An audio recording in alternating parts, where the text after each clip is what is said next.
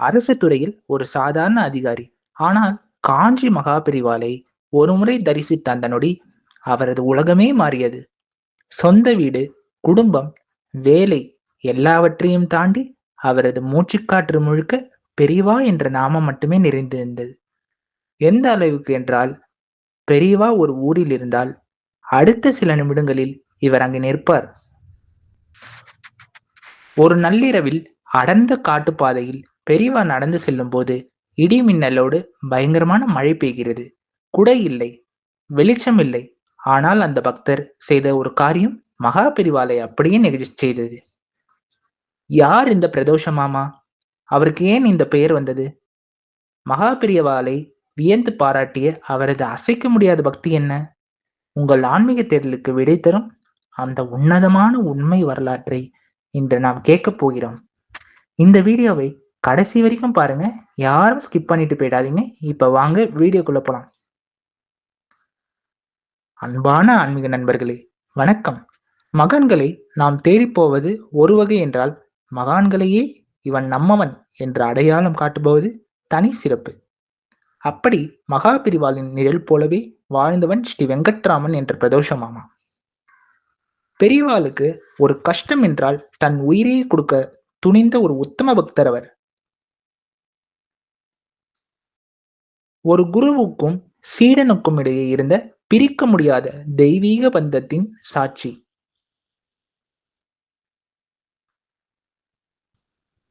வெங்கட்ராமன் என்ற சாதாரண மனிதர் இந்திய அரசு துறையில் அதிகாரியாக பணியாற்றியவர் வெங்கட்ராமன். ஆரம்பத்தில் ஆன்மீகத்தில் பெரிய ஈடுபாடு இல்லாத ஒரு சாதாரண குடும்பஸ்தர். முதல் தரிசனம். ஒரு முறை காஞ்சிபுரம் சென்று மகா பெரிவாளை தரிசிக்கிறார். பெரியவாளின் அந்த தீக்ஷண்யமான பார்வையும் கருணை புன்னகையும் வெங்கட்ராமனின் மனதை அப்படியே காந்தம் போல இழுக்கக் கொள்கிறது.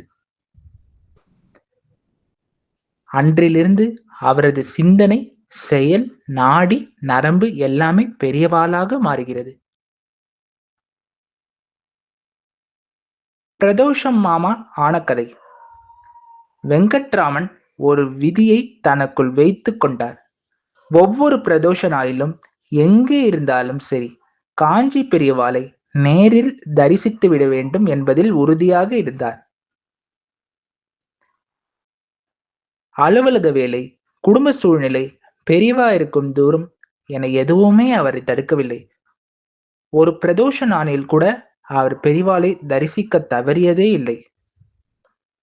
இதை கவனித்த மடத்து பக்தர்களும் பெரியவாளுமே அவரை அன்போடு பிரதோஷம் வெங்கட்ராமன் என்றும், பின்னாளில் அனைவரும் பிரதோஷமாமா என்று அழைக்கத் தொடங்கினர்.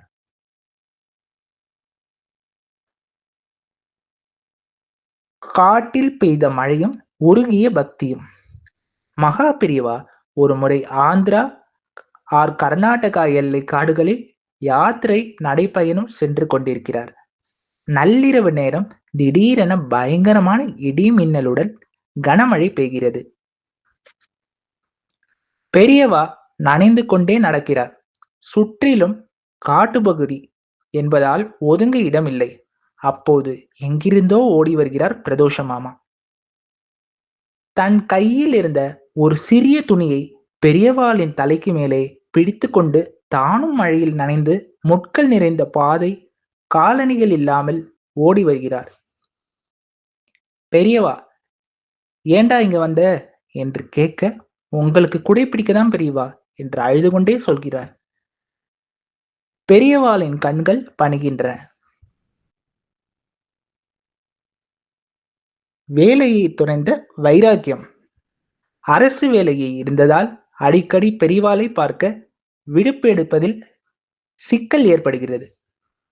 எனக்கு அரசு வேலையை விட என் குருநாதரின் கைங்கரியம்தான் முக்கியம் என்று கூறி பென்ஷன் மற்றும் இதர செலவுகளை பற்றி கவலைப்படாமல் தன் வேலையை துறக்கிறார். அதன் பிறகு முழு நேர தொண்டராக மாறி பெரியவாளின் பாத சுவடுகளை பின்பற்றி வாழத் தொடங்குகிறார். வறுமை வந்தபோதும் பெரியவா நாமமே அவருக்கு உணவாக இருந்தது. பெரியவா தந்த தீர்க்க தரிசன பார்வை. பிரதோஷ மாமாவுக்கு ஒரு காலகட்டத்தில் கண் பார்வை மிகவும் பலவீனம் அடைகிறது. மருத்துவர்கள் அறுவை சிகிச்சை செய்ய வேண்டும் என்கிறார்கள். பெரிவாளிடம் சரணாகதி. மாமா பெரியவாளிடம் வந்து நிற்கிறார். பெரியவா அவரிடம், உனக்கு கண் பார்வை எதுக்குடா? என்னை பார்க்கதானே? நான் உன் கண் முன்னாடி எப்போதும் இருப்பேன் என்று கூறி விபூதி பிரசாதம் கொடுக்கிறார். அதன் பிறகு மாமாவுக்கு பார்வை திறன் முற்றிலும் சரியாகிறது.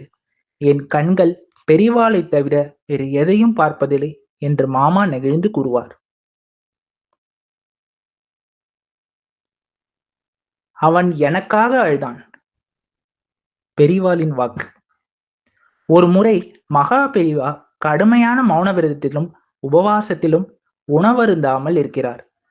பெரியவாளின் உடல்நிலை மெலிவதைக் கண்டு பிரதோஷ மாமா தாங்க முடியாமல் கதறி அழுகிறார். பெரியவாளின் பதில்.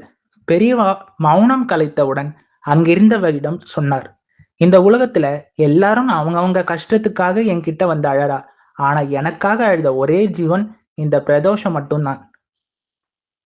இந்த ஒரு வார்த்தையை மாமாவின் பக்திக்கு கிடைத்த ஆக சிறந்த சான்றிதழ்.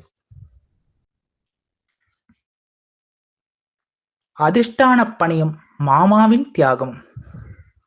1994 மகா பிரிவா மகா சமாதி சித்தி அடைந்த போது பிரதோஷ மாமா அடைந்த துயரத்திற்கு எல்லையே இல்லை.